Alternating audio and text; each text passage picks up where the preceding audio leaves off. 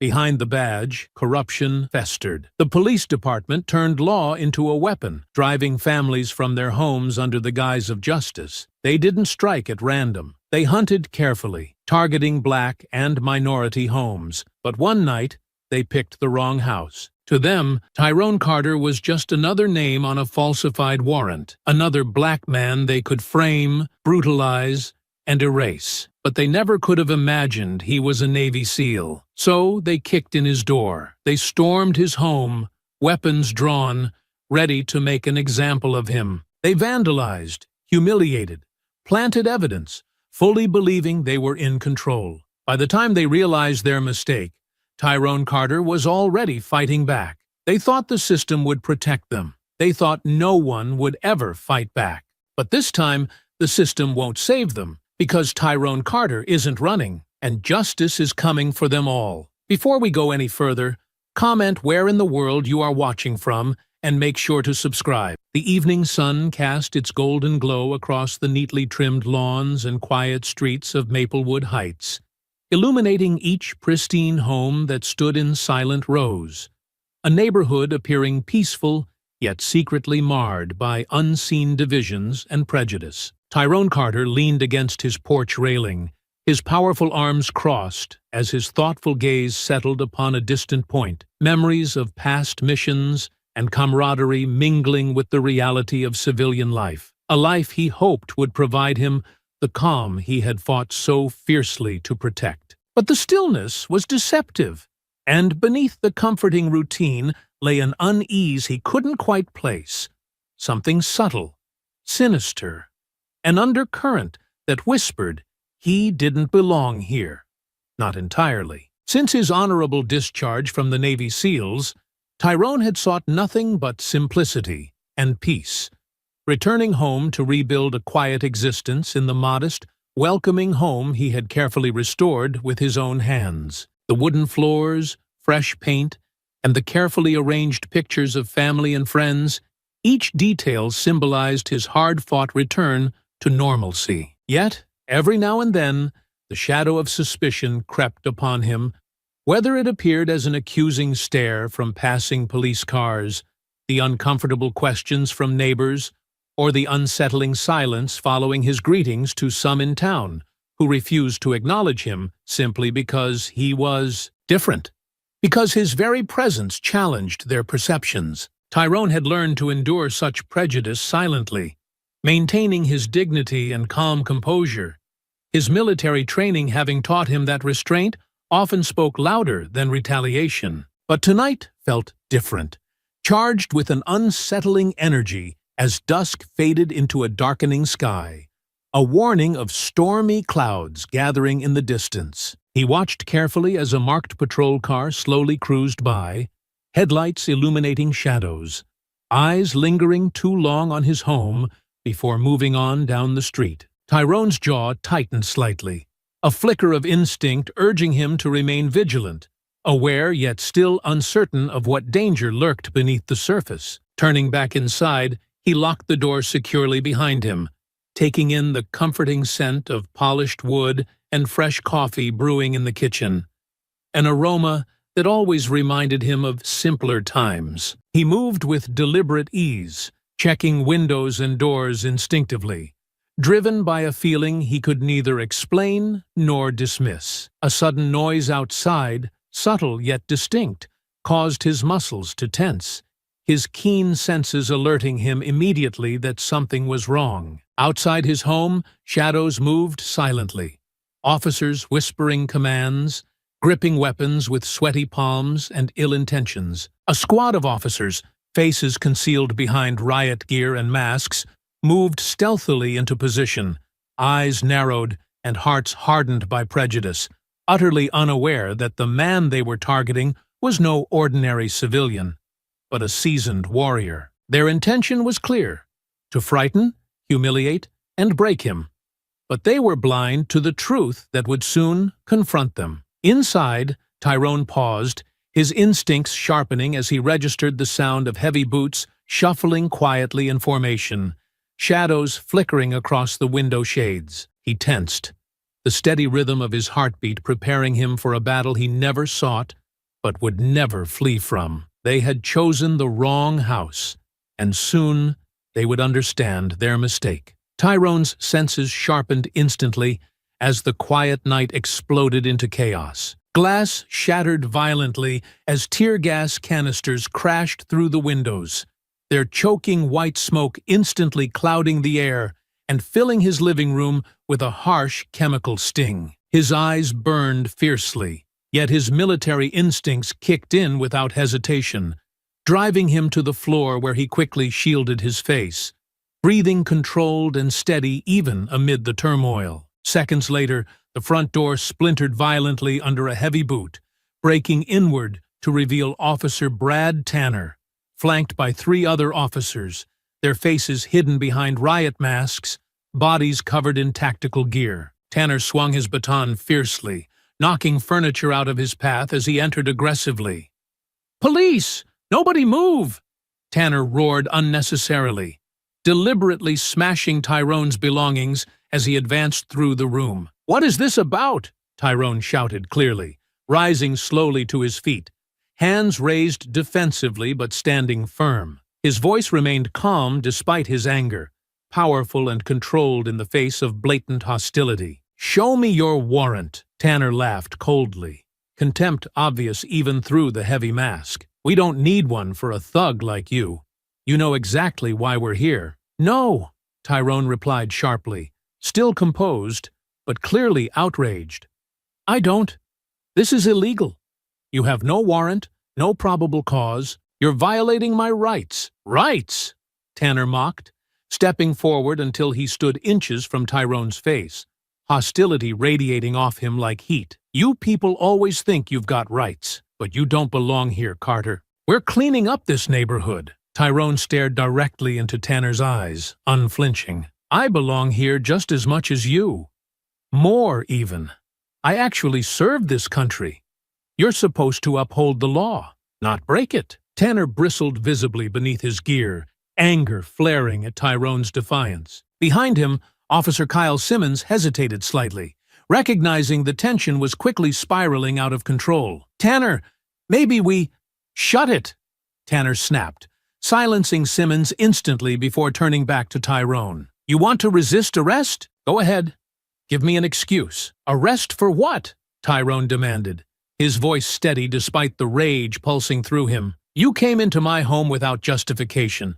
I'm not going anywhere." "Suit yourself," Tanner sneered, signaling with a swift nod to his team. Immediately, the officers began methodically vandalizing Tyrone's belongings, deliberately breaking furniture, smashing pictures from the walls, scattering cherished medals and awards onto the floor. Each crash intensified Tyrone's anger, testing his discipline. "Stop this!" Tyrone shouted sharply, stepping toward the officers as they ripped apart his living room. "This is my home. You have no right." Officer Simmons paused again, looking briefly uncomfortable before smashing a lamp to the ground, clearly conflicted yet obeying orders. Tanner turned back, enjoying the scene of destruction. "We're just getting started. When we're done, you'll have nothing left. Maybe you'll finally understand you aren't welcome here." Tyrone clenched his fists, fighting the urge to physically intervene, knowing the consequences of violence. "You think you're untouchable, but I promise you, people will see what you're doing here." "Who do you think they'll believe, Carter? A decorated cop? Or some troublemaking outsider?" Tanner sneered bitterly, deliberately knocking down a cherished photograph from Tyrone's days in uniform, glass shattering loudly upon impact. Tyrone's heart surged with indignation, and his voice turned ice-cold, every word laced with quiet fury. "I fought for justice once. I'll fight for it again, right here." "Oh, you want to fight?" Tanner challenged, stepping closer, baton ready in hand, clearly eager for a confrontation. "Go ahead. Give us a reason." Tyrone's muscles tensed, recognizing the immediate threat. He took a deliberate breath, steadying himself, understanding clearly that his peaceful approach had reached its limit. The line had been crossed. He would no longer stand idly by. "I didn't want this," Tyrone said, a final attempt at reason in his voice. but I won't let you get away with this injustice." Tanner smirked beneath his mask, eager for the confrontation, confident in his numbers. "Show me what you've got, boy." Tyrone took a controlled step back, positioning himself strategically as the officers encircled him, their aggression clear. Adrenaline surged through his veins, honed reflexes readying for the inevitable clash, understanding he had no choice now but to fight. He didn't vanish or retreat. Instead, Tyrone stood strong, eyes narrowed, focused, prepared to confront these corrupt men head-on. They might have started this war, but he would finish it. Tanner's voice cracked sharply through the tension-filled air, echoing off the walls of Tyrone's vandalized home. "We've got a warrant for a narcotics search, Carter. You better stand down before things get ugly." Tyrone's eyes narrowed sharply, instantly realizing the gravity of Tanner's words. This was no random raid, but a calculated operation built on lies meant to tarnish his reputation and destroy everything he'd carefully built. He knew for certain there were no drugs in his house, nothing illegal whatsoever, but the planted evidence would make it seem otherwise. Tanner wasn't just here for him. He was here to erase him completely. "That's impossible," Tyrone responded firmly, steadying himself into a defensive stance. His voice radiated authority and defiance, his tone low but clear. "You're fabricating this entire thing. I know what you're doing, and I won't let it happen." Tanner's eyes flashed angrily behind his mask, his posture aggressive as he barked another order. "Take him down! He's resisting arrest." The officers advanced immediately, spreading out tactically around him, clearly trained but utterly unaware of Tyrone's true capabilities. Tyrone rapidly assessed the situation. 4 officers, 1 hesitant, the rest aggressive, and 1 primary threat, Tanner, who was clearly orchestrating this malicious attack. The first officer rushed forward recklessly, baton raised to strike. Tyrone reacted instantly, stepping inward to close distance, seizing the man's wrist with fluid precision, swiftly twisting his arm into a controlled lock. The officer's baton clattered uselessly to the floor as Tyrone pivoted, smoothly throwing him onto a nearby couch, where he landed heavily, dazed but unharmed. "Back off!" Tyrone shouted sharply, eyes locked on Tanner. "Nobody needs to get hurt." "Too late for that!" Tanner snarled viciously, signaling 2 more officers to approach simultaneously, attempting to flank Tyrone from both sides. Tyrone breathed steadily, his training guiding every controlled movement. He dropped low, avoiding a baton swing aimed at his head from the left. Grabbing the officer's arm mid-swing, he used the man's momentum to redirect him into his partner, sending both sprawling awkwardly onto the broken coffee table, shattering wood and glass in a loud crash. Tanner's fury intensified, his confidence shaken as he realized Tyrone was far more skilled than he'd anticipated. "He's trained! Take him seriously!" he shouted urgently, finally acknowledging the threat Tyrone posed. Officer Simmons hesitated, his eyes darting nervously toward Tanner. "This isn't right, Tanner. Maybe we should pull back." "Stay focused, Simmons!" Tanner yelled harshly, gripping his baton tighter. "He's dangerous."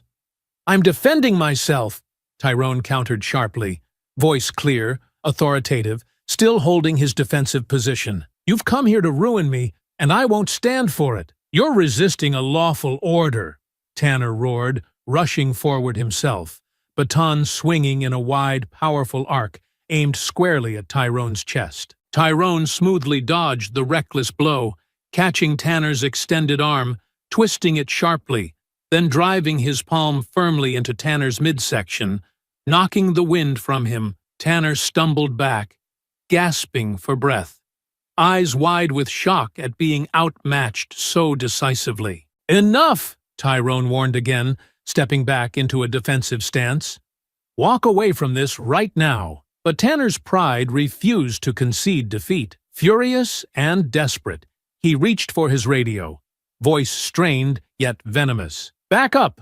Suspect violent! Officer down! We need immediate backup!" Tyrone knew he had little time before reinforcements arrived. He had momentarily neutralized the immediate threats, but escaping cleanly had become nearly impossible. More than that, he needed answers. Why him?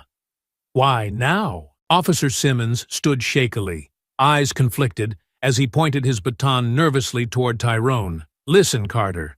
Just stop fighting. We'll figure this out. Tyrone's voice softened slightly, eyes locked firmly onto Simmons, sensing an opportunity. You know this is wrong, Simmons. You can stop this. But before Simmons could respond, Tanner, breath regained, barked aggressively, Simmons, do your job. Now! The hesitation vanished, replaced by nervous compliance as Simmons raised his baton once again, joining Tanner as they prepared for another assault. Tyrone steadied himself, readying for the next wave of confrontation, resolved now to see this through to the end. This fight wasn't finished yet. It had only just begun. Tyrone stood firmly in the wreckage of his home, eyes sharp and alert, breathing controlled as he calculated every move the officers around him could possibly make next. The initial silence following Tanner's call for backup was swiftly broken by sounds of approaching sirens echoing faintly in the distance, promising reinforcements that would soon flood into his peaceful neighborhood, turning it into an unwanted battleground. You've made a huge mistake, Carter, Tanner hissed bitterly, stepping forward again cautiously, his baton raised in readiness. This ends badly for you, one way or another. You attacked me in my own home, Tyrone responded fiercely, maintaining his ground, his stance balanced and poised, prepared for the next attack. I didn't start this, but I will finish it. Tanner lunged forward suddenly, baton slicing through the air, vicious intent clear in his eyes. Tyrone blocked the first blow expertly, deflecting Tanner's weapon away from his face, before swiftly delivering a precise strike to Tanner's ribs. The officer gasped in pain, stumbling backward, clutching at his side.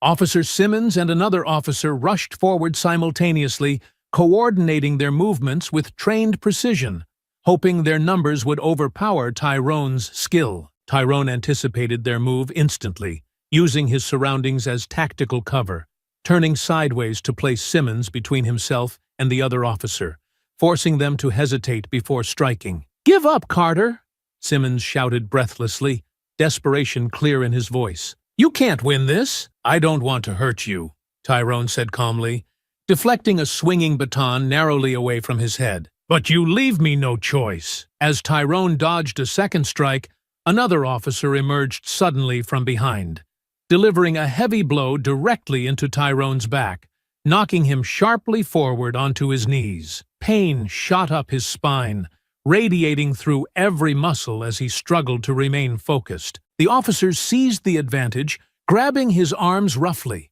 attempting to pin him down. Hold him, Tanner yelled breathlessly, recovering from his earlier injury.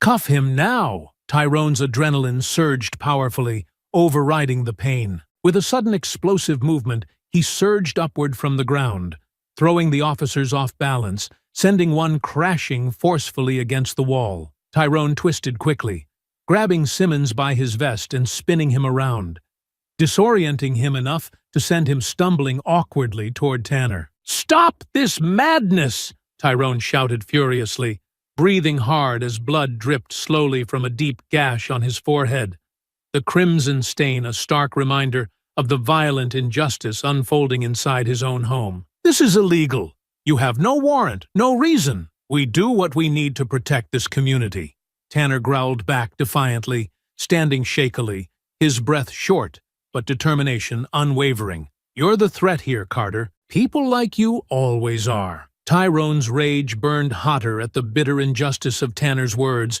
but he knew anger alone wouldn't win this fight.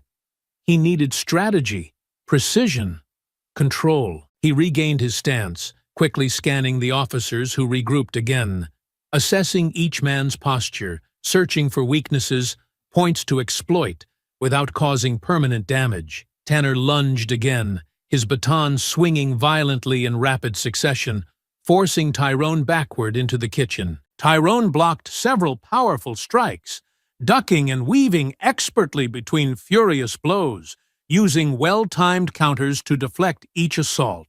But Tanner wasn't alone. Another officer seized the opportunity, swiftly landing a baton strike against Tyrone's shoulder, causing him to grimace sharply as burning pain surged through his muscles. Despite his injury, Tyrone refused to yield. With unmatched determination, he countered quickly, gripping the officer's wrist in a calculated hold, twisting the man's arm into an immobilizing position until the officer dropped the baton with a startled shout of pain. "Enough!" Tyrone roared defiantly, shoving the officer roughly away, causing him to collapse onto the floor. Groaning, Tanner circled carefully, eyeing Tyrone warily, acknowledging his opponent's skill and tenacity with begrudging caution. "You're tougher than you look," he admitted harshly, breathing heavily behind his mask. "But you're only prolonging the inevitable." "The inevitable?" Tyrone responded sharply, clutching his aching shoulder, his eyes locked fiercely onto Tanner. "This entire raid is a sham, Tanner, and we both know it. You're criminals, destroying innocent lives." Tanner's temper flared again at Tyrone's accusation. "You know nothing," he spat venomously, stepping forward again, aggressively closing the distance between them. "We protect this neighborhood from thugs and criminals like you." "No," Tyrone countered passionately, his voice booming with powerful clarity. "You're the criminals here, terrorizing innocent people, tearing apart homes, lying, planting evidence." Tanner snarled viciously, launching himself forward recklessly, swinging the baton once again. Tyrone swiftly sidestepped, grabbing Tanner's wrist, twisting expertly, and forcing the baton from his grip, sending it skittering loudly across the floor. In a single fluid movement, Tyrone twisted Tanner's arm behind him and pinned him forcefully against the wall, whispering sternly in his ear, "You can't bully me. You won't break me." But just as Tyrone moved to restrain Tanner fully, another officer lunged desperately, tackling him roughly to the ground. Tyrone crashed hard, feeling the air knocked brutally from his lungs as he hit the hardwood floor. Pain radiated sharply from his ribs and shoulder, each breath now a laborious effort as he struggled beneath the weight of the larger man, pinning him down. "You're done!" Tanner shouted triumphantly, regaining his footing and breathing raggedly. "Cuff him! Let's finish this!" But Tyrone refused to surrender, rolling swiftly beneath the officer, leveraging himself skillfully into a hold that flipped the man abruptly onto his back, immobilizing him. Rising painfully, Tyrone steadied himself again, breathing labored, his eyes burning with both pain and defiant resolve. "You want to stop me?" Tyrone challenged fiercely, looking Tanner straight in the eye, daring him to continue this ruthless attack. "You better bring more than this." Outside, sirens wailed in the distance, signaling imminent reinforcements. Tanner stared Tyrone down with newfound wariness, recognizing that what he had anticipated as an easy intimidation had escalated into something far more dangerous. Tyrone stood firm, injured yet unwavering, preparing himself as more officers began storming toward his home, reinforcing Tanner's menacing threat. He had fought bravely tonight, but he knew clearly this brutal struggle was far from over. The distant wail of approaching sirens sliced sharply through the thick tension that filled Tyrone's home. He knew instinctively that more officers would soon arrive. Officers who would believe every lie Tanner fed them. If he stayed, they would arrest him. They'd brand him a dangerous criminal, stripping away his freedom, reputation, and dignity. Tyrone's mind raced rapidly, weighing his options as he took steadying breaths. The house remained clouded in heavy smoke from the tear gas, providing limited visibility and confusion. But perhaps, he thought grimly, that was exactly the cover he needed to slip away before reinforcements blocked every escape route. Tanner, still regaining his breath and composure from their earlier clash, glared at Tyrone defiantly, his voice hoarse with exertion. "Hear those sirens, Carter. It's over. Reinforcements will be here any minute. You won't get far." Tyrone stood straight, despite the sharp, throbbing pain spreading through his ribs and shoulder, from the earlier baton strikes. He steadied his voice, matching Tanner's defiance. "You know you've crossed the line. I promise this isn't over. I'll find proof of what you're doing." Tanner scoffed dismissively, sneering openly as he signaled the other officers to regroup. "Proof? Who'll listen to you? You're just another criminal now, resisting arrest, assaulting officers. You're finished." The words stung bitterly, but Tyrone refused to show it, his gaze unwavering as he quickly calculated a strategy for escape. The side garage door, slightly ajar from the chaos, caught his eye. A slim opportunity, but his best chance. "You won't get away with this," Tyrone said calmly, masking his intention with careful, steady words. "You may control your men, Tanner, but you don't control the truth." "Enough of this," Tanner growled, stepping closer, baton raised again aggressively. "Get on the ground now. Don't make it harder on yourself." But Tyrone had already made his decision. With precise timing, he pivoted suddenly, sprinting toward the kitchen as Tanner shouted furiously, "Stop him!" Two officers lunged forward clumsily, impeded by lingering smoke and debris from their destructive search. Tyrone moved fluidly through the fog of gas, quickly evading the first officer's grasp before deftly sidestepping the second, shoving him firmly aside into a toppled shelf, scattering kitchen utensils loudly across the floor. He reached the narrow hallway toward the garage, but suddenly, Simmons appeared directly in front of him, panic and confusion clear in his eyes, baton raised shakily. "Just stop, Carter! Please!" Tyrone paused only briefly, his voice steady and commanding. "Move, Simmons!" "Don't make me hurt you." Simmons hesitated momentarily, his conflicted emotions evident. It was enough. Tyrone swiftly grabbed Simmons's wrist, applying precise pressure until Simmons dropped the baton, wincing but unharmed. Tyrone quickly pushed him aside, moving forward without further harm. The garage door loomed just ahead. Tyrone burst through it, swiftly and silently slipping into the shadows of the driveway. Immediately assessing his surroundings, flashing red and blue lights grew nearer, illuminating neighboring houses, their harsh glare promising imminent danger if he lingered even a second longer. Tyrone moved quickly, quietly, slipping into the deeper darkness along a side hedge. He ducked low, using cars parked along the street as additional concealment, feeling every muscle strain painfully but ignoring it, driven by necessity and survival. Behind him, he heard Tanner's voice shout furiously into his radio, desperation clear. "Suspect fled on foot, armed, dangerous. Need immediate perimeter lockdown." Tyrone knew precisely what they were doing, painting him as a dangerous fugitive, justifying their aggression and brutality. Rage flared inside him again, tempered immediately by trained discipline. Anger alone wouldn't save him now. Only precision, clarity, and resolve would see him through this nightmare. Swiftly and silently, Tyrone slipped from yard to yard, avoiding the bright beams of flashlight sweeps, narrowly evading officers urgently converging onto his property. He watched from the shadows as patrol cars flooded his street, spilling out men intent on capturing him.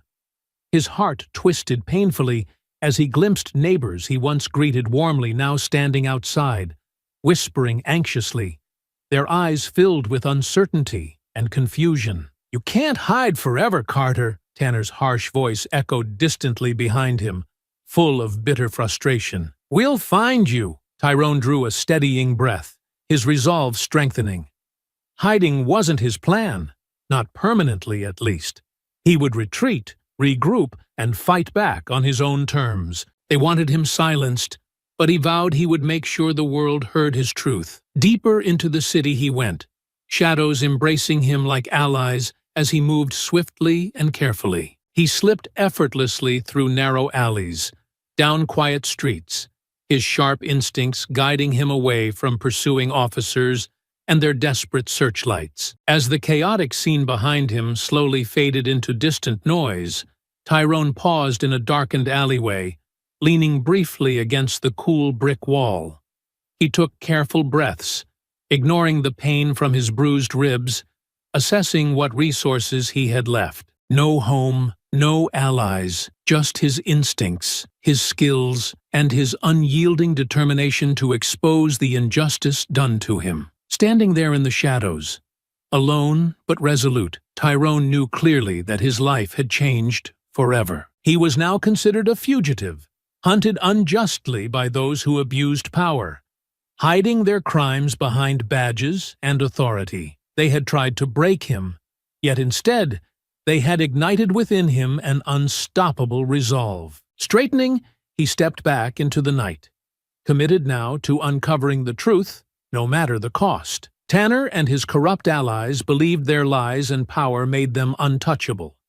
But they underestimated Tyrone's strength, resilience, and determination. They didn't yet realize how gravely mistaken they were. Sirens wailed in the distance, growing louder and nearer with each passing second. Tyrone leaned heavily against the cold brick wall of an alley, fighting through the throbbing pain in his side and shoulder. His breathing came in sharp, shallow bursts as the reality of his situation settled in. He wasn't just escaping an unjust raid.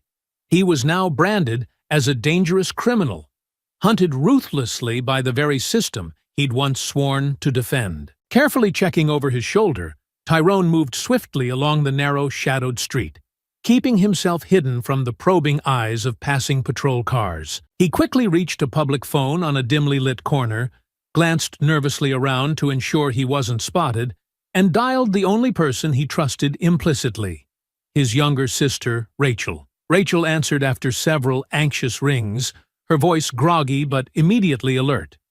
"Ty? What's going on?" "It's late." "Rachel," Tyrone began, his voice steady but urgent, "I'm in serious trouble.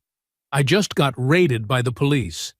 They came in hard, claiming they had a warrant for drugs. But there was no warrant. They tore apart my house, and when I resisted, they made me out to be some dangerous criminal." Rachel's voice sharpened instantly, becoming fully alert. "Wait. Slow down. What do you mean, drugs? Tyrone, you don't—" "No, of course not," he interrupted firmly. "They lied. Tanner led the raid. They smashed up everything and planted something. I'm sure of it. It was deliberate. This wasn't random.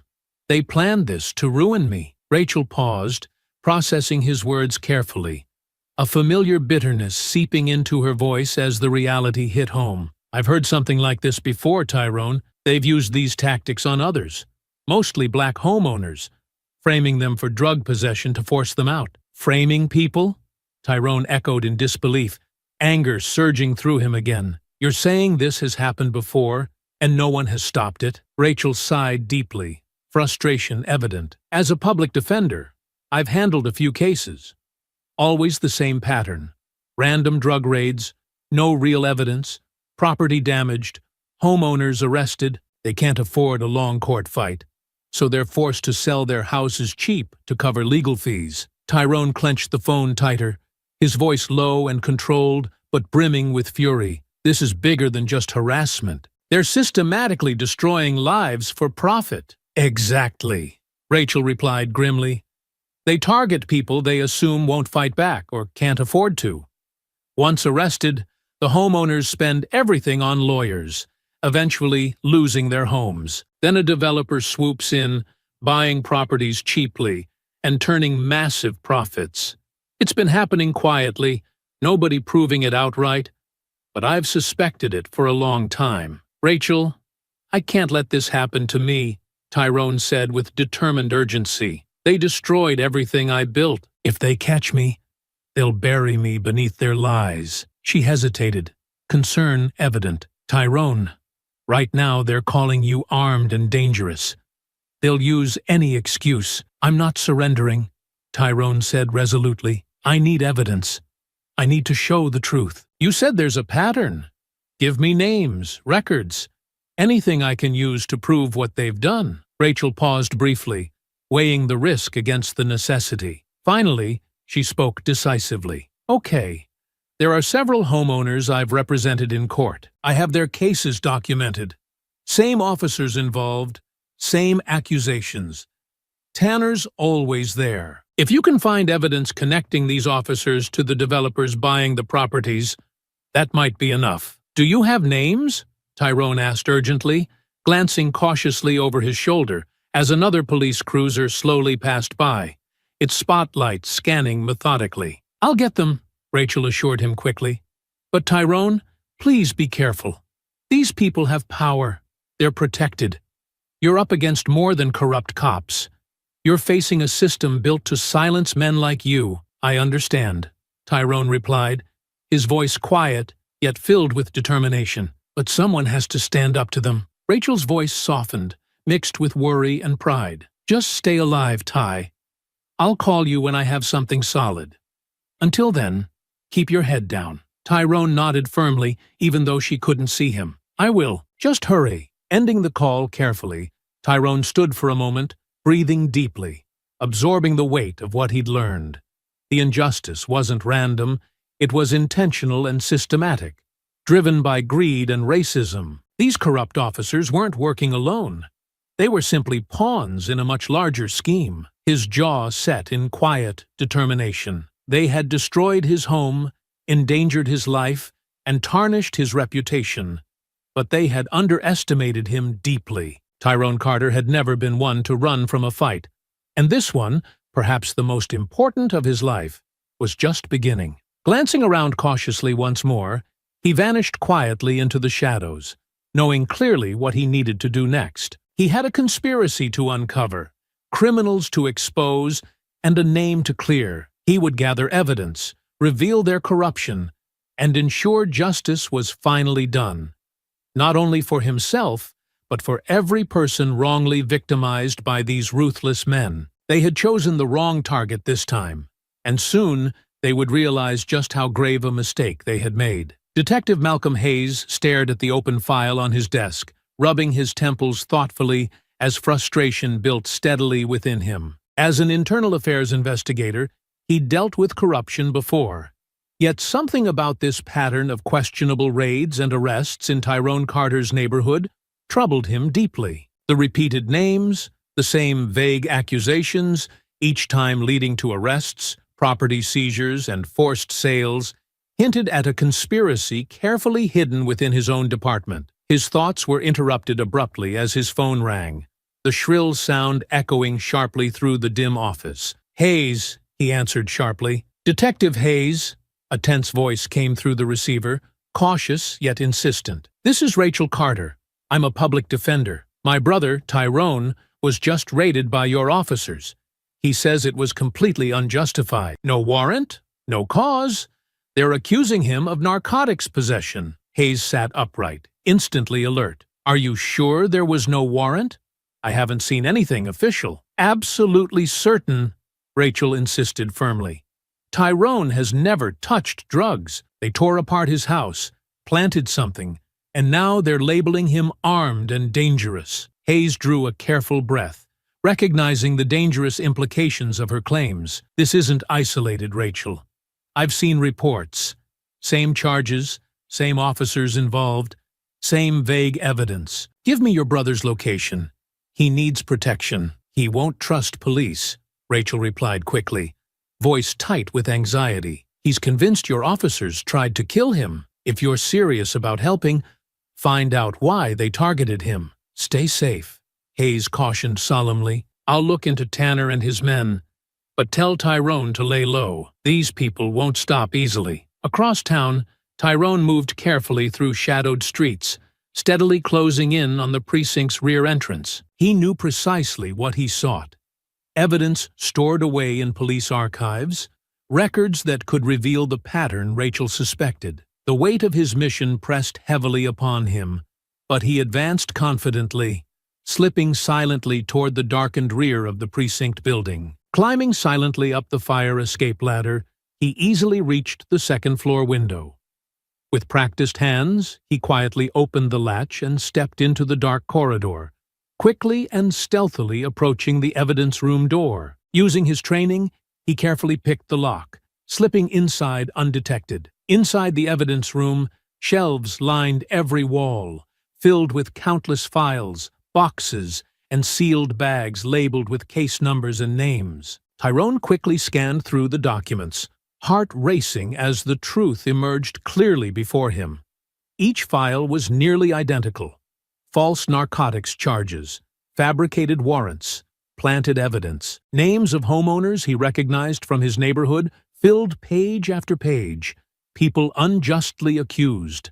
Lives destroyed. This was never random, Tyrone muttered angrily, carefully slipping key files into his jacket. They knew exactly who to target. Suddenly, a faint creaking noise echoed from the hallway outside, pulling Tyrone's attention instantly. Footsteps approached cautiously, stopping just outside the room. Tyrone tensed, every muscle alert, sensing imminent danger. Without warning, Officer Tanner stepped forcefully into the doorway, gun drawn, eyes blazing with triumph and hatred. "I figured you'd show up here eventually, Carter. You criminals always return to the scene of the crime." Tyrone stood calmly, posture defensive yet unafraid, matching Tanner's fierce gaze directly. "The only criminal here is you, Tanner.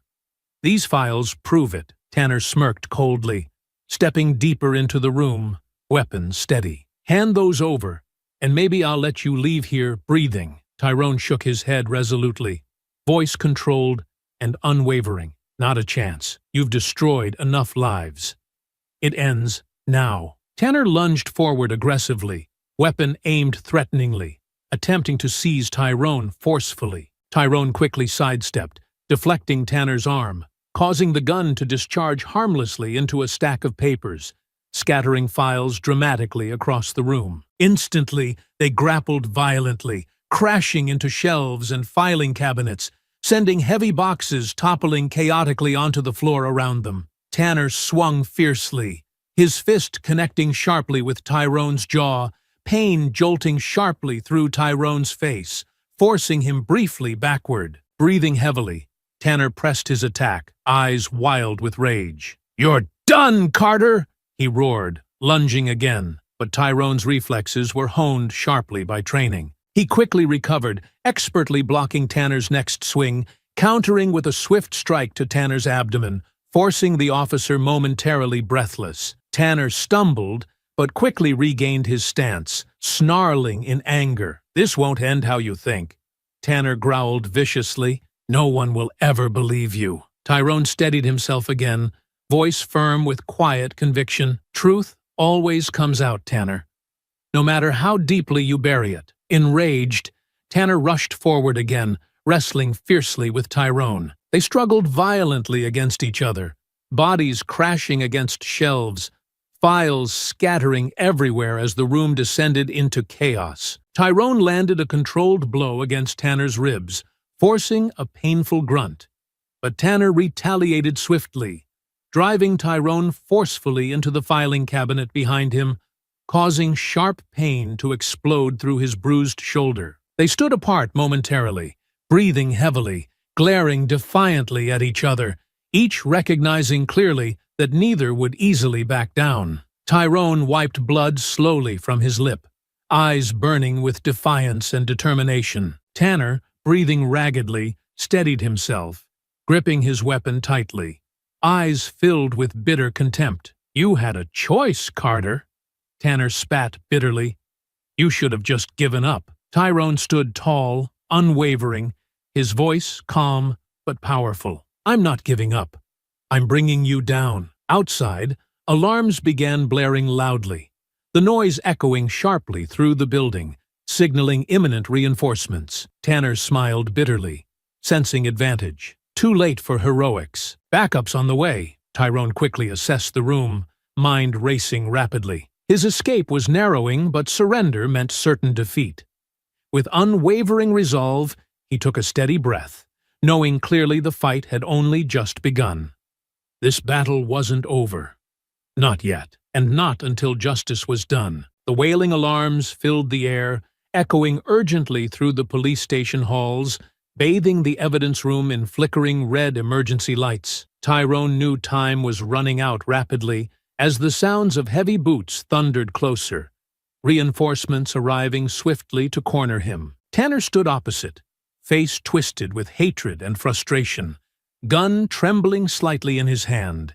his confidence shaken, yet his rage fueling reckless courage. "You've got nowhere to run, Carter," Tanner snarled, lunging aggressively toward him again, this time driven by pure anger, weapon raised. "I'm ending this now." Tyrone braced himself instantly, muscles tense and alert. As Tanner charged forward, Tyrone swiftly deflected Tanner's gun hand away, expertly twisting his wrist sharply until the gun clattered loudly onto the floor. Tanner howled furiously in pain, but immediately retaliated, striking Tyrone hard with his free fist, sending a painful shock through Tyrone's already injured shoulder. Both men crashed heavily against the shelves, scattering more files chaotically onto the floor. Tanner's brute strength became more aggressive, throwing powerful blows with increasing desperation, each strike aimed to injure severely. Tyrone blocked and deflected skillfully, using precision to counter Tanner's sheer force, yet exhaustion began to creep into his movements, his injuries from the earlier raid now taking their toll. "You ruined my life," Tyrone hissed angrily, countering another wild punch from Tanner, quickly retaliating with a precise elbow strike against Tanner's jaw. "You destroyed innocent people's lives." "Why?" Tanner staggered back momentarily, blood trickling from a fresh cut on his lip, breathing raggedly. "Because people like you don't deserve what you have. You think you're better? Smarter? You're nothing. I earned everything I have." Tyrone snapped sharply, ducking another fierce punch, countering swiftly with a strike to Tanner's ribs. "You abused power, betrayed your badge." They grappled violently again, bodies crashing into filing cabinets, metal and paper raining down around them. Tanner growled fiercely, managing to slam Tyrone backward forcefully against the heavy metal door frame, sending searing pain radiating sharply down Tyrone's spine. He gasped, momentarily stunned, vision blurring briefly. "See?" Tanner gloated breathlessly, pressing advantage. "You're not special. You bleed like everyone else." Summoning renewed strength, Tyrone drove forward powerfully, using his shoulder to knock Tanner backward into a shelf, the crash reverberating loudly through the room. He swiftly landed two rapid, controlled strikes to Tanner's abdomen, causing the officer to stumble forward in agony. As Tanner collapsed to one knee, coughing and struggling for breath, Tyrone stood painfully, gasping himself, exhaustion evident, but eyes blazing defiantly. "Justice matters," Tyrone declared fiercely, voice steady despite the chaos. "You'll answer for your crimes." Yet Tanner, driven by fury and pride, lunged again desperately, pulling a hidden knife from his belt, slashing wildly at Tyrone. Tyrone reacted instantly, narrowly dodging the blade but feeling its cold edge slice across his forearm. He grimaced sharply at the burning pain, but quickly seized Tanner's wrist, twisting it sharply until Tanner dropped the knife, screaming in pain. "You won't win!" Tanner growled desperately, writhing painfully in Tyrone's grip. "They'll hunt you forever. You're a dead man!" Tyrone pushed Tanner backward, away from him, breathing heavily as he pressed his hand firmly against the bleeding wound on his arm. "If that's what it takes to expose you, I'll accept it." Loud voices echoed from the corridor now, shouting commands urgently, signaling imminent arrival of backup. Tyrone quickly scanned the chaotic room, knowing he had mere seconds left to escape. Ignoring the throbbing pain in his body, he quickly grabbed the scattered files he'd gathered as evidence, tucking them securely beneath his jacket. Tanner, on the floor, looked up weakly, eyes filled with contempt, yet helpless to stop him now. "You're finished, Carter. They'll never believe your story." "Truth doesn't need belief. It needs proof," Tyrone replied sharply, voice firm with conviction as he stepped back toward the open doorway. "I've got it." Suddenly, the sounds of approaching footsteps became louder, urgent voices shouting, "Tanner, where are you?" Realizing his opportunity for escape was shrinking rapidly, Tyrone rushed quickly into the dark hallway, moving silently toward the fire escape he'd entered through earlier. The hallway lights flickered ominously, voices echoing clearly as officers closed in from both directions. Adrenaline surged powerfully, Tyrone's military instincts kicking in fully, driving him swiftly toward his only chance at freedom. With mere moments to spare, he reached the fire escape, slipping through the window and rapidly descending into the shadows below. Sirens screamed louder, patrol cars converging rapidly. Yet Tyrone moved swiftly through the maze of alleys and streets, disappearing silently into darkness.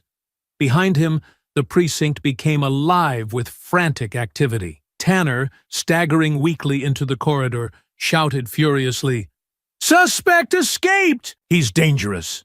Shoot on sight!" But Tyrone was already gone, swiftly slipping away into the city's protective darkness, understanding clearly now that the police no longer sought his arrest. Tanner's bitter words resonated grimly. He was indeed a hunted man, targeted for elimination, not capture. Standing briefly in the shadowed alley, heart racing, body aching deeply, Tyrone clutched the precious evidence against his chest, recognizing fully the magnitude of the battle ahead. They had made him into a fugitive, but now he would fight back, not only for himself, but for every innocent homeowner targeted and ruined by corrupt men like Tanner. Exhausted but determined, Tyrone disappeared silently into the night, preparing himself fully for the relentless fight ahead. He was hunted, yet never more committed to bringing truth to light. The police had chosen war, and Tyrone Carter was ready to face it,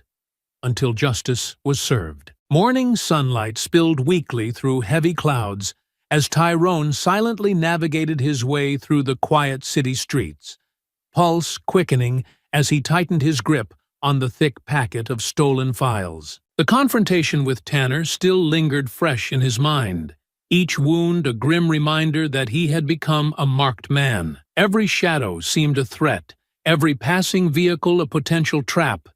Yet he pressed forward, determination burning fiercely within him. He knew the truth he carried was powerful enough to expose everything, but only if he could deliver it safely into the right hands. Finding a secluded payphone, Tyrone dialed the number Rachel had given him earlier. After a tense pause, a calm yet cautious voice answered, "Marcus Fuller, City Tribune." "Fuller, my name is Tyrone Carter," he said quietly, but urgently, glancing carefully around the street for any sign of pursuit. "I have something important for you. Proof of police corruption. You're the only person who can help." Marcus hesitated briefly, curiosity evident in his tone. "Carter? You're all over the news tonight. The police are labeling you dangerous. What's going on?" "They're lying," Tyrone insisted firmly, fighting to keep his voice calm despite the urgency. "They framed me. I've got files, solid evidence that proves they've been systematically raiding homes, falsifying drug charges, forcing people out." Marcus paused again, considering carefully. "If you really have evidence, meet me somewhere secure. But if this is some trick—" "This isn't a trick," Tyrone replied sharply, desperation clear in his voice. "Check the records I give you. Tanner and his officers are involved. They're systematically targeting homeowners to drive them out. Innocent people, Marcus. I'm trusting you with my life here." There was another tense silence before Marcus finally responded decisively. "The old parking garage behind Ellis Street, in 1 hour. Leave the documents hidden behind the dumpster. I'll collect them, but I won't wait. Make sure you're not followed." Tyrone ended the call swiftly, heart pounding, fully aware of the danger ahead. He moved cautiously toward the location, senses heightened, every step shadowed by paranoia. After carefully observing for several minutes, Tyrone slipped discreetly into the alley behind the old Tribune building, swiftly placing the files securely behind a stack of cardboard boxes next to the dumpsters. He faded quickly back into the shadows across the street, watching carefully from a concealed vantage point.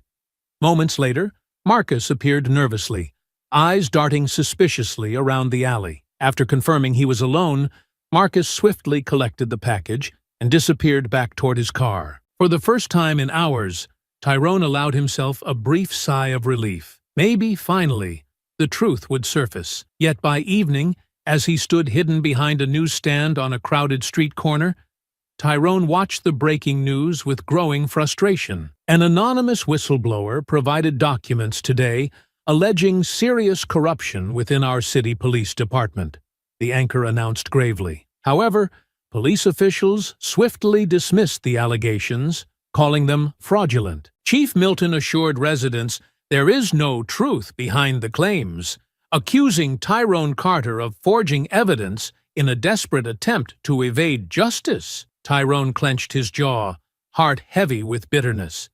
They had crushed his story before it could gain momentum. The police controlled the narrative expertly, painting him publicly as dangerous and deceptive. With few options left, Tyrone quickly moved to another payphone, dialing Rachel's number. When she picked up, concern saturated her voice. "Ty, I saw the news. They're burying everything." "They were ready for it," Tyrone answered bitterly. "The police knew exactly how to shut it down. We need something bigger, something undeniable.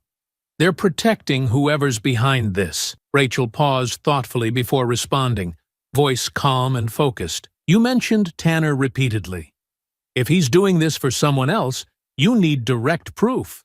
Money trails, conversations, something concrete." "Exactly," Tyrone agreed heavily. "I need something to connect these officers directly to whoever's profiting from this." Rachel spoke carefully, realization clear in her voice. "There's a property developer I've seen repeatedly connected to these cases, Chris Delgado. Every time a raid happens, he's the one who buys up those houses cheaply afterward. We always suspected, but we never found solid proof." Tyrone's eyes narrowed sharply with determination, gripping the phone tighter. "Then that's my next step. I have to find direct evidence linking Delgado to these cops." Rachel's voice grew tense with worry. "Be careful, Tyrone. Delgado's powerful.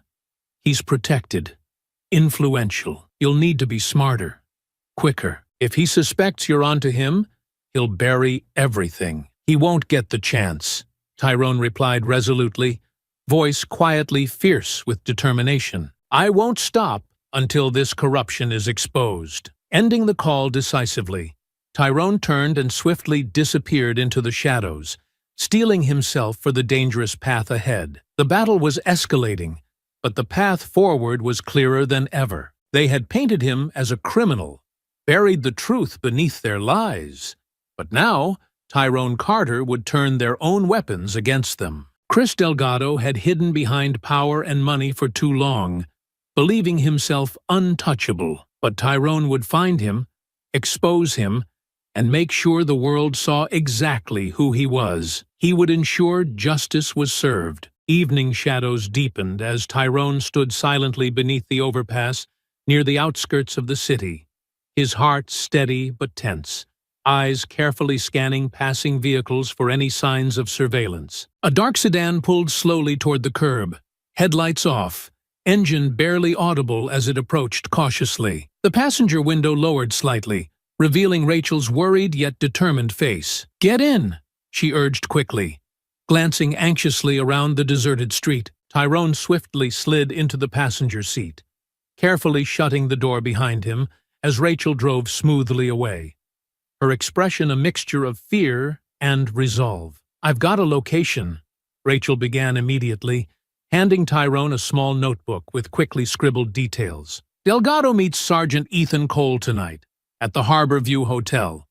It's exclusive, heavily guarded, but it's our only shot at catching them together." Tyrone examined the notes intently, memorizing each detail, eyes sharp and calculating. "If I can record their conversation, something linking them explicitly, this nightmare ends. But getting close won't be easy." Rachel glanced over briefly, concern evident. "If anyone can do this, it's you. But Tyrone, Delgado's security is professional, former military themselves. They'll shoot on sight if you're discovered." Tyrone exhaled slowly, determination unwavering. "Then I won't be discovered. Delgado has hidden too long behind his money. Tonight, we expose him." Later that evening, darkness cloaked the luxurious facade of Delgado's upscale downtown hotel, a sleek structure that spoke of wealth, secrecy, and privilege. Tyrone carefully observed from a concealed vantage point across the street, mentally mapping out security positions, exits, and patrol patterns. Every detail was crucial. Every moment counted. Carefully concealed, he slipped silently past security patrols, blending effortlessly into shadows cast by tall hedges surrounding the lavish property. His training guided him instinctively, movements fluid and precise, each step carefully placed to avoid triggering sensors or security alarms. Inside the grand conference room, Sergeant Ethan Cole sat comfortably across from Chris Delgado. The developer's face relaxed, confident, utterly assured of his safety. Delgado poured whiskey calmly into a crystal glass, smiling coldly at Cole across the polished mahogany table. "You assured me Carter would be handled," Delgado stated flatly, voice calm but edged with frustration. "Yet he's still out there spreading trouble. This isn't acceptable, Sergeant." "We underestimated him," Cole admitted, voice tense but controlled. "Carter's more resourceful than we anticipated, but he's isolated now. He can't go public without proof." Delgado leaned forward slowly, eyes narrowing with icy intensity. "Proof? Your incompetence allowed him to breach your precinct already. If he finds out about our arrangement—" "He won't," Cole quickly assured him, voice quieter but firm. "We have men hunting him constantly. He's desperate, reckless. We'll finish this before he does any more damage." Tyrone held his breath, concealed tightly behind the nearby terrace curtains, gripping the small recording device firmly in his hand, capturing every damning word exchanged between Cole and Delgado. This evidence was explosive. Undeniable proof that a senior police officer conspired directly with the powerful developer, orchestrating innocent families' destruction. Delgado stepped closer, voice chillingly calm. "I pay you generously, Cole. Not for excuses, but for results. This entire plan collapses if Carter exposes us. Those properties must become ours. No more delays." Cole nodded nervously, tone deferential yet anxious. "It's already in motion. Carter won't survive long enough to reveal anything further. I promise you that." The sinister implication hung heavy in the air, chilling Tyrone deeply. It wasn't enough they'd tried to frame him. They intended to eliminate him entirely. The stakes had never felt more real or more dangerous. Suddenly, Delgado's eyes narrowed suspiciously, head turning slightly toward Tyrone's concealed location. Tyrone froze, heart hammering rapidly, every muscle tensed, ready to move at the slightest indication he'd been discovered. "Did you hear something?" Delgado asked sharply, eyes narrowing. Cole glanced around warily, hand instinctively moving toward his sidearm. "Probably nothing, but I'll have security sweep the perimeter." "Do it quickly," Delgado demanded sharply, standing abruptly. "No more mistakes, Sergeant." Tyrone quickly and silently moved from his hiding place, heart racing with urgency, knowing discovery now meant certain death. He carefully retraced his path, slipping quietly through the shadowed corridor as footsteps echoed urgently from security approaching behind him. Outside, security guards mobilized swiftly, flashlights slicing aggressively through the shadows. Tyrone navigated rapidly through the grounds, each step precise and silent, slipping expertly through gaps in their search patterns, blending seamlessly with darkness. As he reached the property's perimeter fence, a sudden voice called sharply behind him. "Hold it right there!" Tyrone froze briefly, adrenaline flooding him before instinct took control. He swiftly scaled the fence, bullets striking harmlessly against metal just inches from him. As he dropped smoothly to the other side, rolling gracefully to his feet and vanishing swiftly into darkness. As he sprinted silently into the protective shadows, he clutched the recorder firmly, breathing heavily but filled with fierce triumph. He'd survived again. But now he had undeniable proof linking Delgado directly to Cole. The conspiracy was exposed, their sinister alliance laid bare. They had underestimated him once again, and now he had the evidence to take them down. The city lay wrapped in darkness, a cool mist drifting quietly across deserted streets. cloaking the neighborhood in a deep and uneasy silence. Tyrone watched carefully from his hidden vantage point atop a dilapidated building across from an abandoned warehouse, every muscle tense, every breath calm and measured. Tonight's mission was crucial, not only for his own survival, but for exposing the hidden corruption that had stolen so many innocent lives. He knew exactly who would be arriving soon: Sergeant Ethan Cole, a highly respected yet deeply corrupt officer known throughout the department for his ruthless efficiency. Cole was Tanner's direct superior, a man who thrived on violence and intimidation, feared by his subordinates, and respected only because of his ruthless ability to deliver results at any cost. Cole's loyalty wasn't to justice, but to whoever paid the highest price. And tonight, Tyrone planned to exploit that ruthlessness to bring him down. Earlier that day, Tyrone had spent meticulous hours preparing for this moment. He'd used burner phones and encrypted emails, carefully layering anonymous tips through different sources, planting believable yet utterly false intelligence. Each message subtly suggested that he'd been spotted hiding inside an abandoned warehouse near the city's edge, injured, desperate, and armed. The details had been constructed precisely, painting him as cornered and weakened.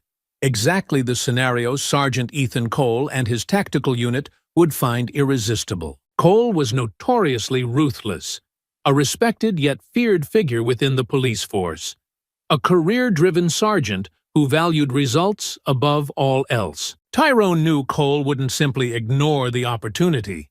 The sergeant was too arrogant, too eager to claim victory, especially against someone labeled a dangerous fugitive. Tyrone had baited the hook expertly, knowing Cole would eagerly rush in, confident in his authority and blinded by his eagerness to close the hunt. From his concealed vantage point, Tyrone observed patiently, listening through a hacked police scanner earpiece. Static crackled softly in his ear as Cole's familiar authoritative voice broke through sharply. "All units, this is Sergeant Cole. Target confirmed sighted at Warehouse 21. Reports indicate suspect is injured, possibly armed.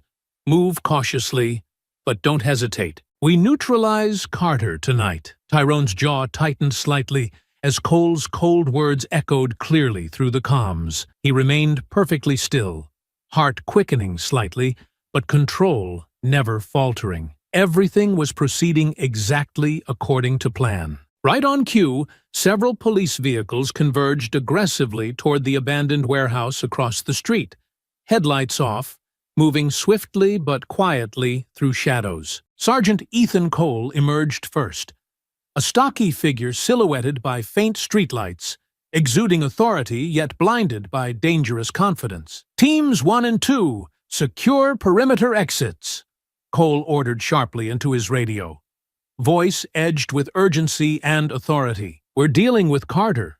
He won't hesitate to engage. Shoot if he resists." These officers were no longer attempting arrest.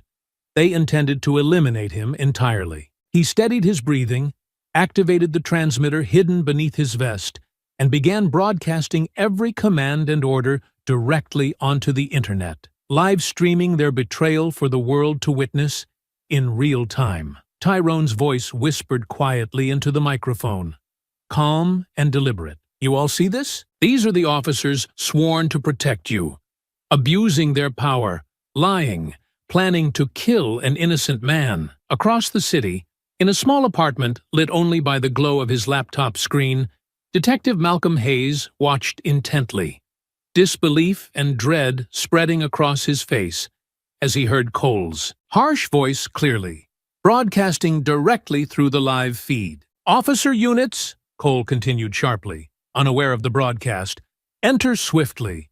Secure Tyrone Carter by any means necessary. Command wants him silenced tonight. No survivors." Hayes leaned forward urgently, heart racing at the undeniable proof unfolding before him. This was the smoking gun he'd long suspected existed, the irrefutable proof of corruption within his own department, now unmistakably clear. Back at the warehouse, Tyrone quietly observed as Cole's tactical team burst inside the darkened building, their flashlights slicing sharply through darkness, tactical gear, and weapons primed for violence. From his concealed vantage point, Tyrone monitored carefully, transmitting every movement, every aggressive command issued, directly online for all to see. "Search carefully," Cole barked harshly, voice growing impatient as his men methodically swept room after empty room. "He's dangerous. Assume hostile intent.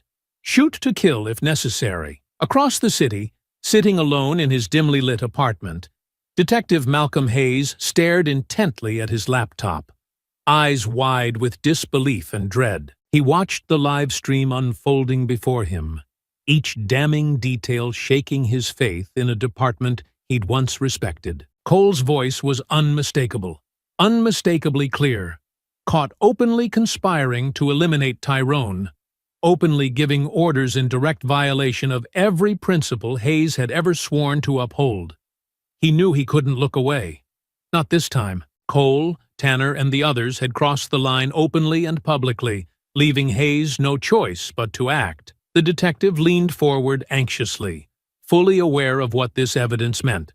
Undeniable proof of corruption within the heart of the force he once proudly served. Yet now, honor and justice outweighed any loyalty he felt toward his department. Hayes reached for his phone, fingers trembling slightly with the gravity of the decision he was about to make, and dialed the number of his supervisor at Internal Affairs. "This is Detective Malcolm Hayes," he spoke firmly, voice filled with quiet conviction. "I have proof of widespread corruption involving Sergeant Ethan Cole, Officer Tanner, and others. They're attempting to kill an innocent man named Tyrone Carter tonight. I'm sending you a live feed right now." As he ended the call, Hayes exhaled slowly, heavily, understanding exactly how dangerous his next steps would be.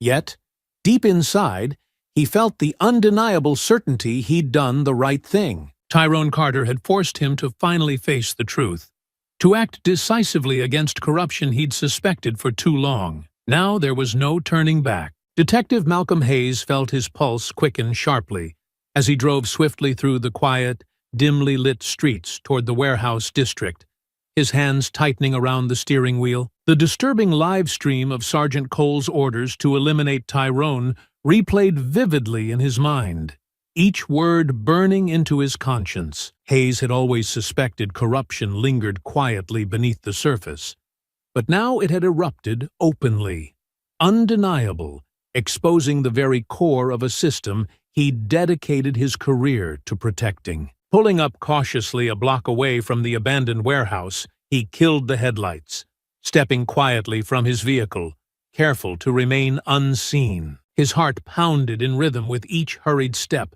toward the darkened building, anxiety gripping him tightly as he moved closer, uncertain of what he'd find, or whether Tyrone was even still alive. Meanwhile, Tyrone moved quickly through the shadows just beyond the perimeter fence, swiftly slipping between rusted cars and abandoned equipment, always alert, always ready. He'd narrowly escaped Tanner moments ago, but now every police officer in the city knew precisely where he was, or believed him to be. The hacked comms in his earpiece crackled urgently as Sergeant Cole shouted commands desperately to his scattered, confused tactical team inside the warehouse. "Secure every exit! Tyrone Carter does not leave here alive, understood?" Tyrone paused briefly, crouching low against a rusted shipping container, scanning for his next move, when suddenly he sensed movement nearby. Someone was approaching. Footsteps, cautious, but hurried. Tyrone tensed instantly, preparing to move, until a familiar voice broke softly through the darkness, barely audible yet filled with urgency. "Carter, it's Detective Malcolm Hayes," the voice whispered firmly but cautiously. "I'm not here to hurt you." "You need to listen," Tyrone hesitated cautiously, watching carefully from his concealed position, uncertain of Hayes's intentions. "How do I know I can trust you?" he asked sharply, voice low and guarded, revealing nothing of his position. Hayes stepped slowly forward, hands visibly empty, eyes searching anxiously through the darkness. Because I've seen enough tonight to know you're innocent. I watched your live stream.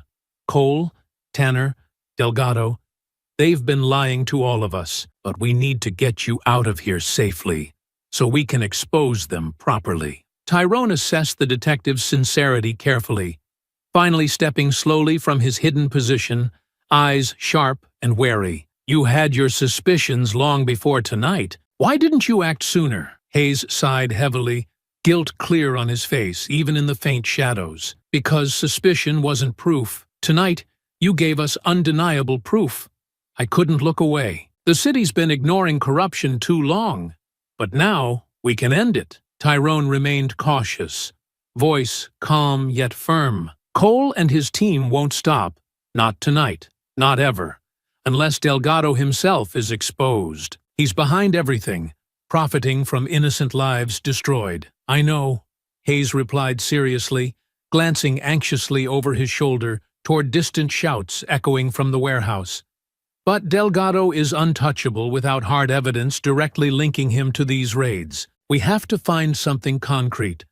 Financial records, transactions, something solid. Tyrone's mind raced rapidly, considering his next move carefully. I already recorded Delgado meeting with Cole. It's enough to expose their conspiracy, but only if someone listens. Hayes's eyes widened with sudden hope, realization dawning clearly on his face. Then we need to get you, and that evidence, to safety. The entire department is hunting you, Carter. If they find you tonight, Delgado wins. Suddenly, their urgent conversation was interrupted sharply by the frantic sound of footsteps and shouting as Cole's officers spilled out of the warehouse, flashlights slicing wildly through darkness, converging swiftly upon their position. Hayes quickly motioned Tyrone toward a narrow alleyway behind them, whispering urgently, "Go!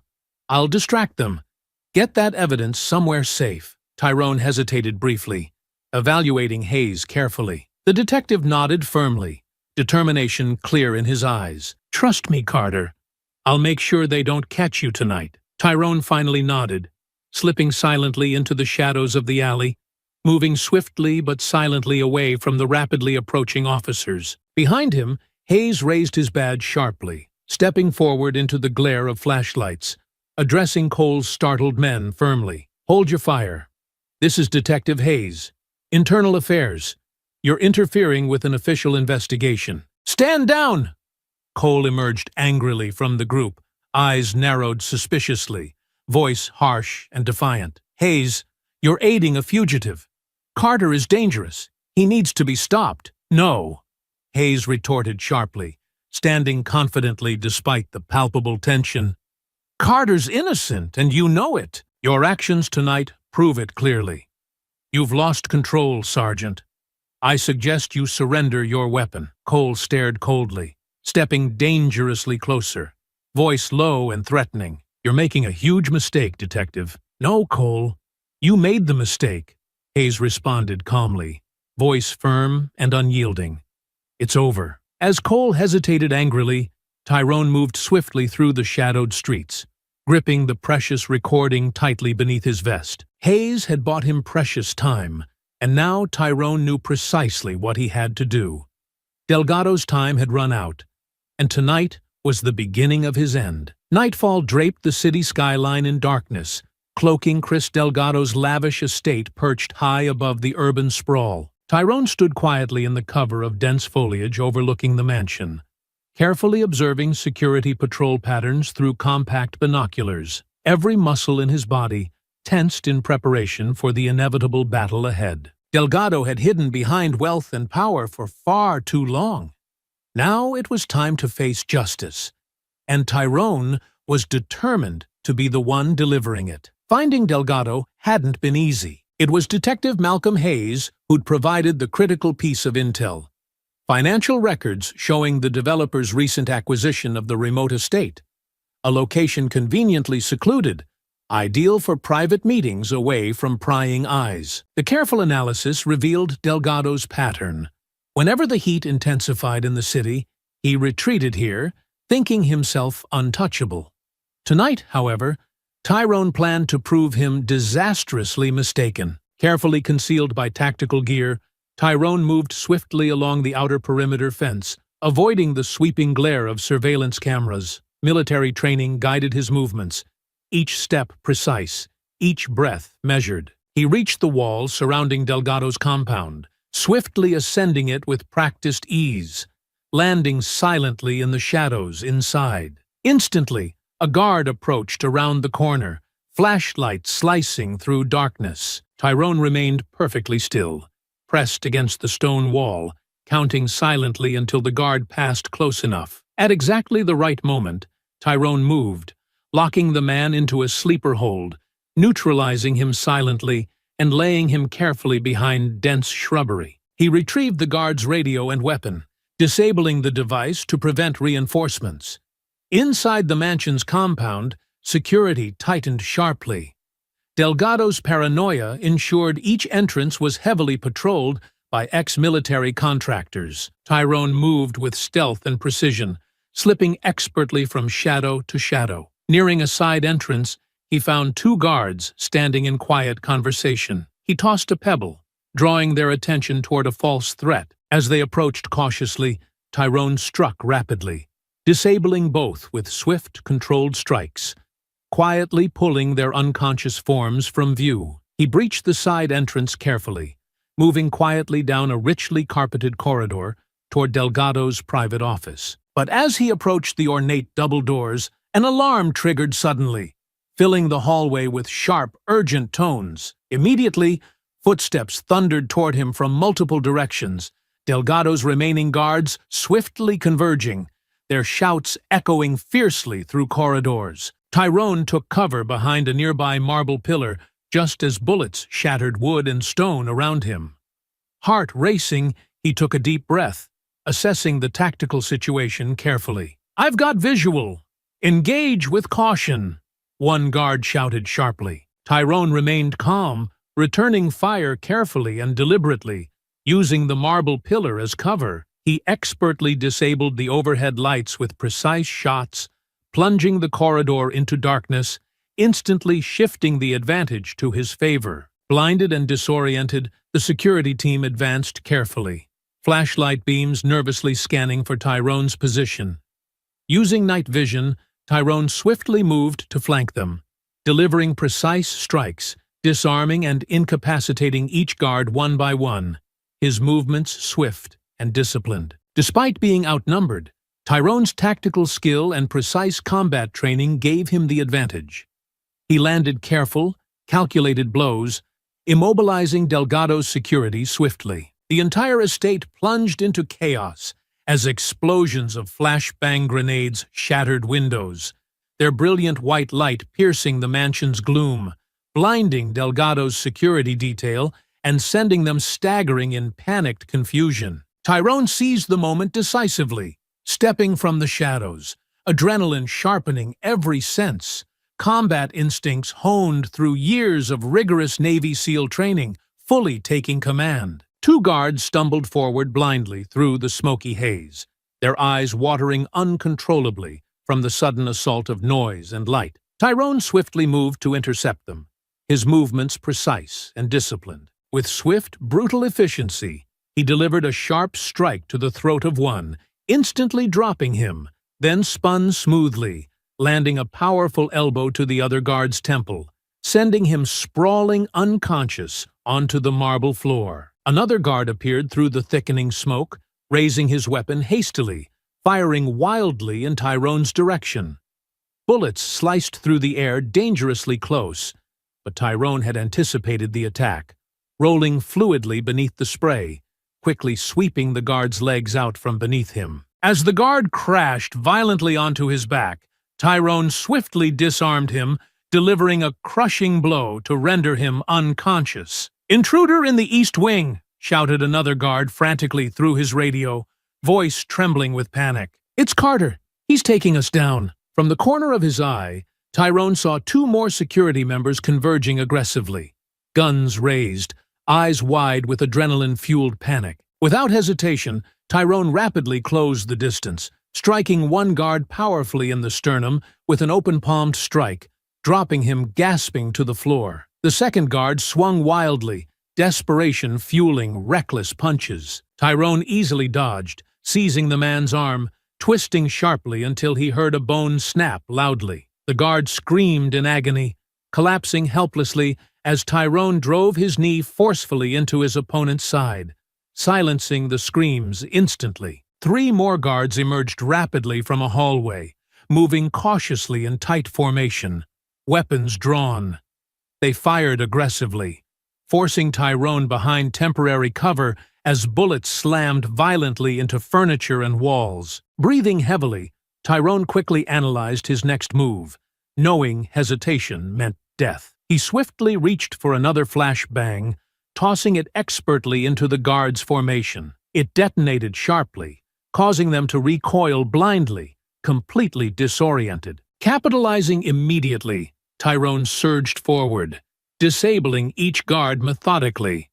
Precise blows delivered with lethal accuracy, rendering them unconscious one by one until only silence remained. He took a brief moment to catch his breath, surveying the wreckage of Delgado's elite security scattered motionless around him. Yet the silence was shattered abruptly when a single guard suddenly lunged from shadows, blade glinting wickedly in dim light. Tyrone instinctively sidestepped, narrowly avoiding the blade that sliced dangerously close to his torso. "You're dead, Carter!" The guard snarled aggressively, swinging again wildly, his eyes burning with desperate hatred. Tyrone dodged fluidly, his mind calm amidst chaos, perfectly timing his movements.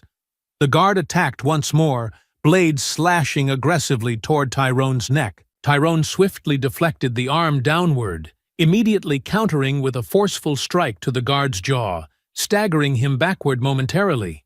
Yet the guard, adrenaline-fueled, lunged again, this time stabbing downward with reckless desperation. Tyrone caught the guard's wrist mid-air, twisting brutally until the knife clattered to the floor loudly. Then, without hesitation, Tyrone delivered a powerful knee strike to the guard's chest, driving the breath violently from his lungs. The guard collapsed heavily onto the ground, unconscious, breathing ragged and shallow.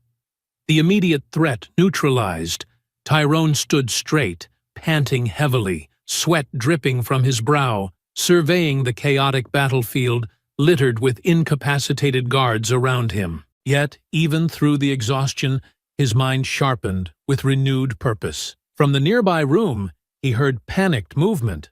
Delgado had surely heard everything, now fully aware his last line of defense had fallen. Steeling himself, Tyrone took a deep breath, stepping firmly toward Delgado's office door. The battle for justice was almost over, yet the hardest confrontation still awaited behind that final barrier. The polished mahogany doors swung open forcefully as Tyrone stepped boldly into Chris Delgado's luxurious office, breathing steadily despite the fierce battle he'd just endured. Delgado stood frozen behind his ornate desk, eyes wide in sudden fear and disbelief, hands trembling slightly as he realized the full gravity of the situation. His empire, built meticulously upon greed, corruption, and injustice, had finally begun to crumble around him. "You've gone too far, Carter," Delgado hissed bitterly, his voice shaking slightly as he forced confidence into his tone. "Breaking into my home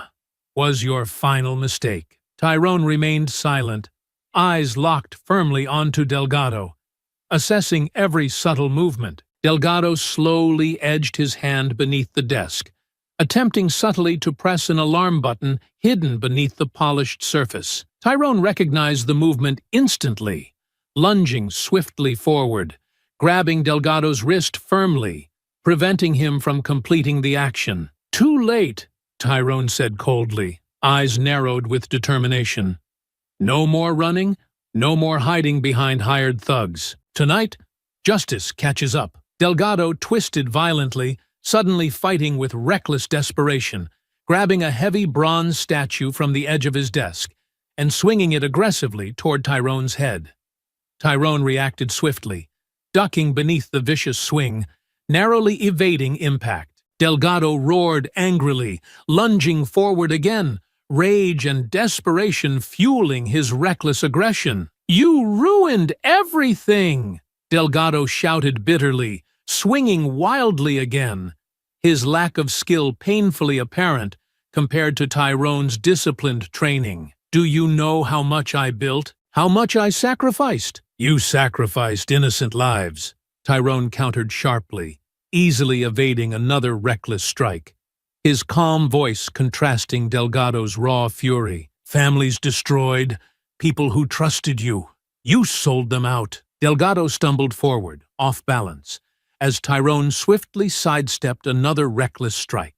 Tyrone landed a controlled blow against Delgado's ribs, sending the developer stumbling painfully backward, gasping and desperate. But Delgado refused defeat, grabbing a heavy decorative sculpture from the nearby table, swinging it violently toward Tyrone with renewed desperation. Tyrone ducked expertly beneath the wild swing, swiftly countering with a sharp, disciplined strike to Delgado's shoulder, causing the sculpture to clatter noisily across the floor. Delgado staggered backward again, collapsing into his expensive leather chair, breathing heavily, face flushed with rage and humiliation. "You thought your money made you untouchable?"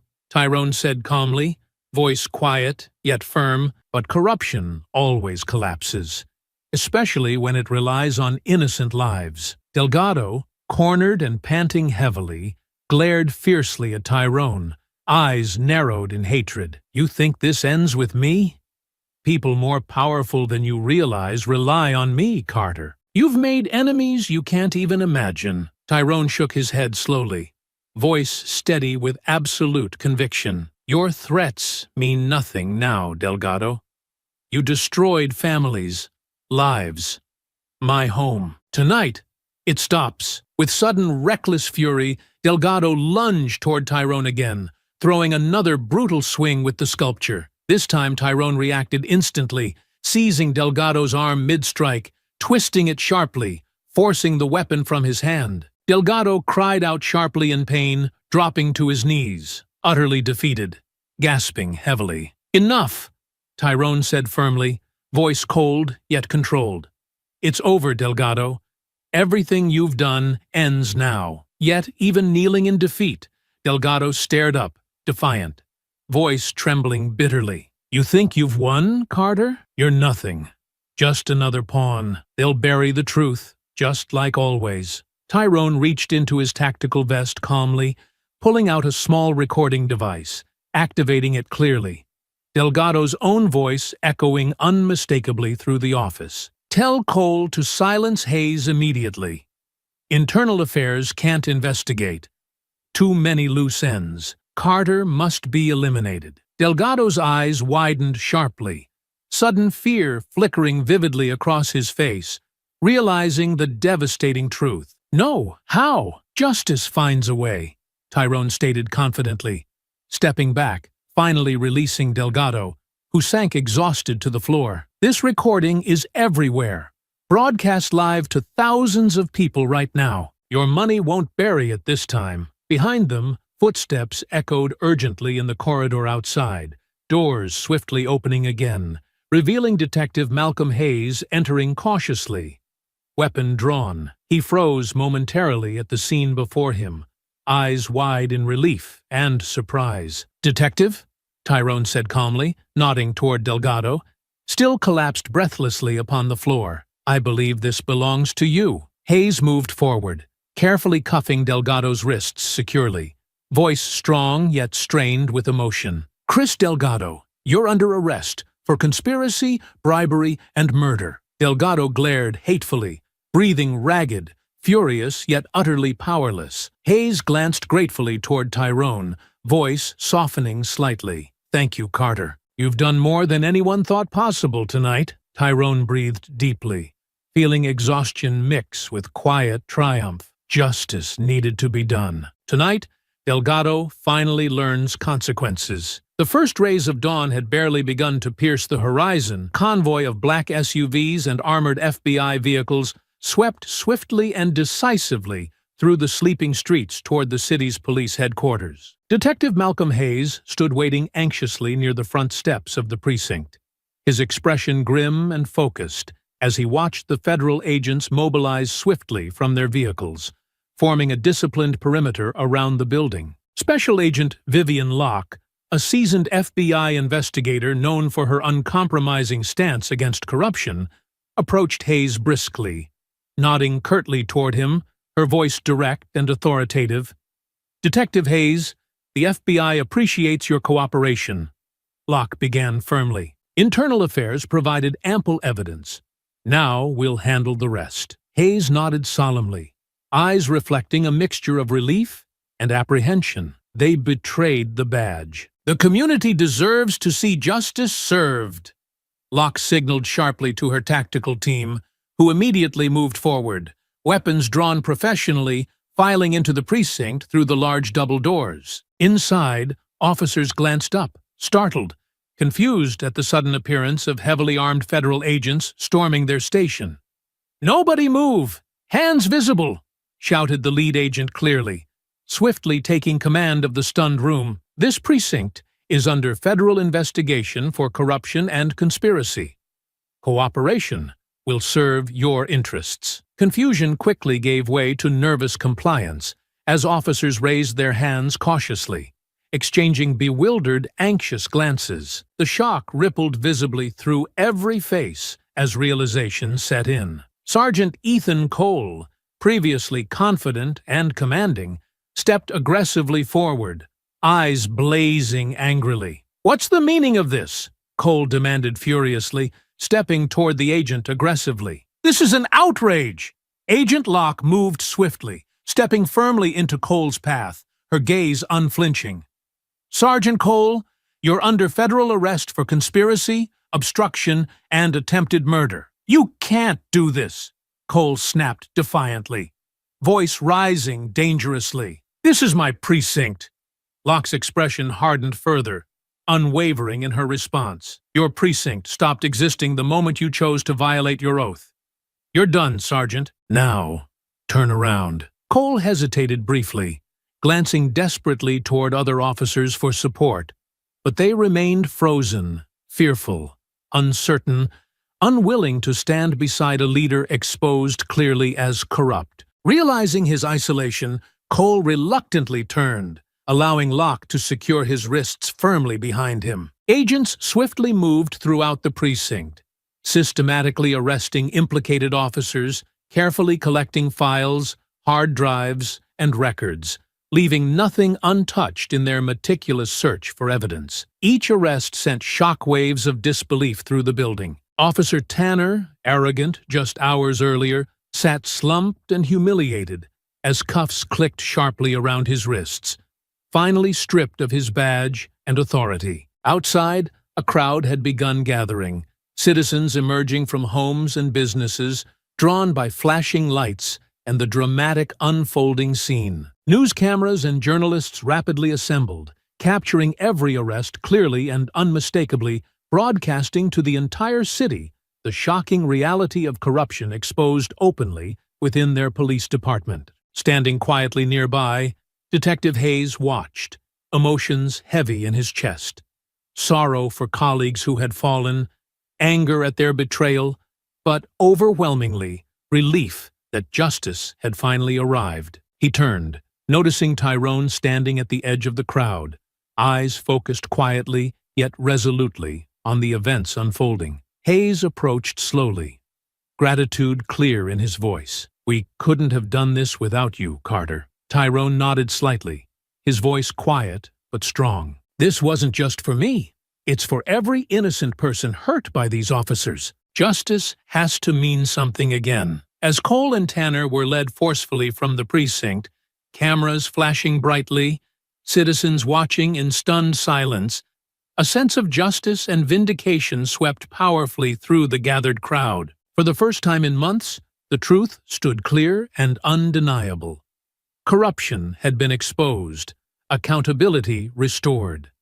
Locke stepped forward briefly toward the gathered media, speaking clearly into a cluster of microphones. "Today, Federal authorities have dismantled an extensive network of corruption involving senior officers of this precinct. Thanks to brave citizens who stood firm, justice prevailed. From the crowd, applause erupted spontaneously, citizens clapping and cheering, emotions running high as months of fear, anger, and injustice finally began giving way to hope and renewal. Tyrone stood silently, allowing the profound moment to settle deeply within him, knowing clearly his actions had helped reclaim justice for his community. Though exhaustion weighed heavily upon him, he felt something more powerful: pride, relief, and gratitude. The corruption and violence of men like Delgado, Cole, and Tanner had finally been brought to an end, thanks to courage, determination, and truth. Now the community, no longer held hostage by fear, could finally begin healing. The collapse of Chris Delgado's empire came swiftly and without mercy. As the FBI dismantled the corrupt police precinct, federal investigators simultaneously descended upon Delgado's corporate headquarters downtown, their arrival swift and decisive, leaving no room for resistance or evasion. Television screens across the city flashed continuously with breaking news updates, capturing scenes of federal agents carrying boxes filled with evidence from Delgado's lavish offices. Financial records, hidden ledgers, and confidential communications were seized, their contents meticulously catalogued and exposed, each page revealing the extent of Delgado's web of corruption and betrayal. The city watched in stunned silence as the seemingly untouchable developer's decades-long reign of influence unraveled publicly and dramatically. Delgado himself, previously arrogant and confident, now sat in a stark interrogation room, stripped of his tailored suit and Rolex watch, reduced to a desperate figure confronting the grim reality of his downfall. Across from him, Special Agent Vivian Locke regarded him coldly, her voice calm but resolute. "Your empire is finished, Mr. Delgado. Bank accounts frozen, assets seized, your influence in this city completely shattered," Locke said firmly, her eyes unyielding. "This goes far beyond bribery and conspiracy. You orchestrated violence, exploitation, and misery for profit." Delgado, exhausted yet defiant, looked up bitterly, voice trembling slightly with anger and frustration. "You think you've ended this by arresting me? I've built connections. Powerful people owe me favors. They'll protect me." Locke shook her head slightly, her voice chillingly firm. "Not this time. Your connections vanished the moment your crimes went public. No one will protect you now. They can't risk exposure. You're alone." Delgado's expression slowly shifted from defiance to uncertainty, then finally into bitter realization. The stark reality of his situation settled over him heavily.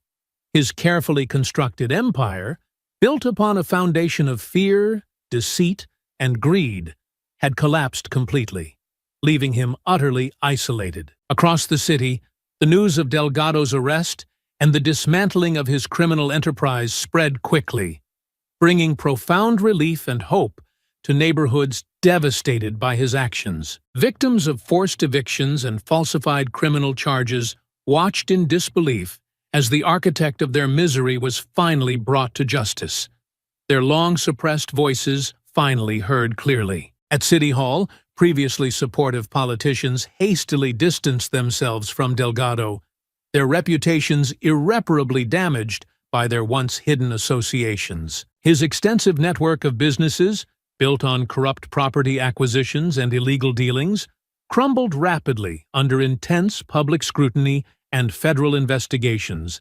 exposing every fraudulent scheme he'd woven into the fabric of the community. On the street where Tyrone's home had been vandalized and terrorized weeks earlier, neighbors gathered quietly outside their homes, talking softly but urgently. For the first time since Delgado's terror had begun, a powerful sense of unity filled their voices. The FBI raids had given them back their neighborhood, a clear sign that justice still mattered, that corruption, however powerful, could still be defeated. Among them stood Rachel and Tyrone, watching the televised broadcast together. Rachel gently touched her brother's shoulder, her voice filled with quiet pride and relief. "You did this, Tyrone," she said softly, smiling warmly. "Without your courage, Delgado would still be untouchable." Tyrone shook his head humbly, voice calm yet resolute. "I couldn't have done it without you or Detective Hayes. People had to see that fighting back was possible, that justice isn't a privilege, but a right." Delgado's criminal empire had finally collapsed, its ruins left as a powerful testament to what could be accomplished through courage, truth, and unity. In the pale light of a quiet morning, Tyrone stood silently in front of the city police station, pausing briefly before ascending the wide concrete steps. Despite knowing the truth had finally emerged, he still felt an anxious weight upon his shoulders. He'd been labeled a fugitive for weeks, pursued by those sworn to protect the innocent, and even though Delgado's empire lay in ruins, Tyrone understood clearly that justice required one last difficult step. Detective Malcolm Hayes waited for him at the entrance,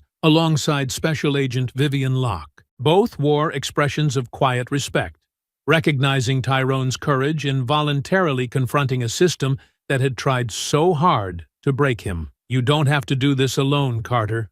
Hayes spoke reassuringly, extending a hand toward Tyrone. "Your bravery already proved your innocence." "I know," Tyrone responded calmly, shaking Hayes's hand firmly, gratitude evident in his voice. "But the system needs to see me face it willingly. No one's above the law, not even those who fight to restore it." Agent Locke nodded approvingly, clearly moved by Tyrone's resolve. "We'll be right here with you. The evidence you brought forward is overwhelming.